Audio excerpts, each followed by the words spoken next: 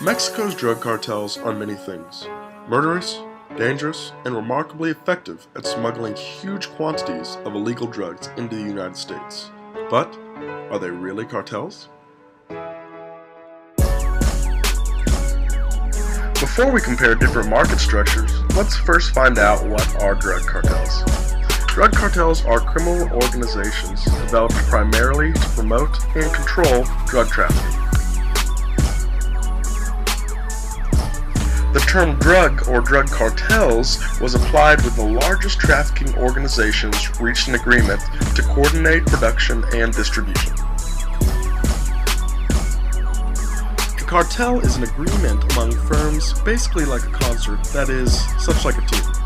In a perfect cartel, the firms act if they were as a single firm with multiple plants or facilities. In acting like a single firm, the cartel can monopolize the market, raise price and lower quantity, and substantially increase profits. Cartels can also be found here in America, not bad as well, sometimes in sports, which include professional sports leagues, as well as the NCAA, or National Collegiate Athletic Association. They organize the interaction of the firms on the field. These cartels define play in the sport. Even so, there is ample evidence that they do act to monopolize the market on both the output side as well as the input side. How are drug cartels structured? Well, they're actually structured just like most companies. They rank from top to bottom, such as the Falcons, or the eyes and ears, with the lowest rank, the hitmen, or the armed groups of carrying out assassinations in defense of the territory, would be next. The lieutenants, or management, second highest rank, and the drug lords, or capos, would be the highest position available. They supervise everything.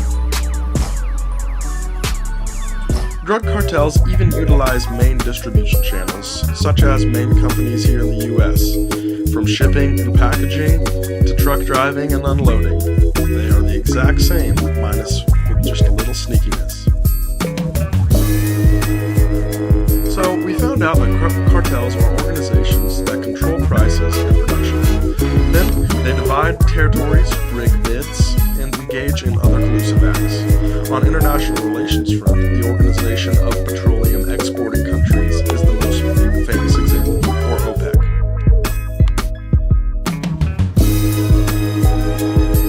Mexico's drug cartels grab far more headlines than OPEC these days, though. With their bloody executions, their buying off of police officers and politicians, and their roles as global officers and producers and suppliers of heroin, methamphetamine, marijuana, and traffickers of cocaine. Much of the carnage, though, it turns out in Mexico, is evidence that this so-called cartels are not really cartels at all. In an economic sense of the word, that is. Whatever cooperation these cartels once have is now largely broken down. Inter- and intra-cartel violence is responsible for the vast majority of drug-related murders in the country. Law enforcement officials in the United States maintain. The term drug cartel is inaccurate and improperly used by media based on exclusively strict economic fundamental theories.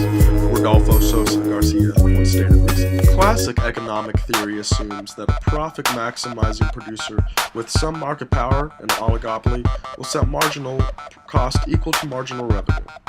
But how does all this relate to drugs then? Well, if cartels don't need to compete on price, then they will surely find non-pricing strategies to try and gain some market share, such as turning to murder to eliminate. Much of the violence is attributed to the violent clashes between the two main cartels, Los Zetas and the Sinaloa cartel, and their allies.